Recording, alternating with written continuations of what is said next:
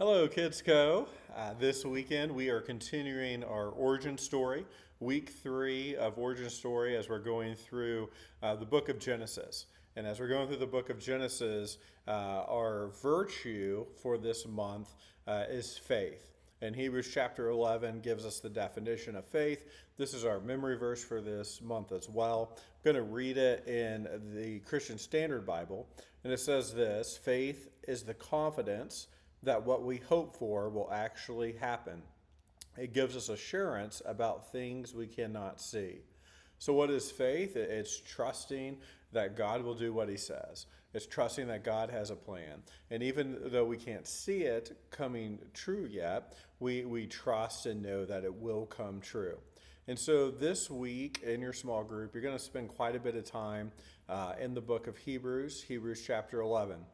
You may have heard, obviously, of like the NFL Hall of Fame, but for believers, Hebrews chapter 11 is known as the Faith Hall of Fame.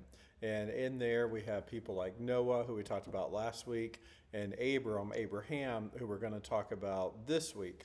Abraham had amazing faith in God. His name was Abram. His wife's name was Sarai. Later on, God changed their names to Abraham and Sarah. But what we're going to learn about this weekend is we're going to learn how we can trust that God has a plan. We can trust Him. And we see how Abraham and Sarah trusted God, even though it took a long time for that plan to come to fruition. But he trusted God. God told him to get up, pack up, and move to a land he doesn't know where to go. And he was faithful to do it. Trusted God that he would have a son and become a great nation, even though he was old and they were too old to have children. And so this week I want to challenge us and to challenge the students that we can trust that God has a plan. It takes faith for that to happen, but to be able to trust and to really focus on trusting the Lord because He is good. Now, one thing I want us to be careful on when we talk about Faith Hall of Fame, it's easy for us to put the Bible characters up on a pedestal and be like, I can never be like them.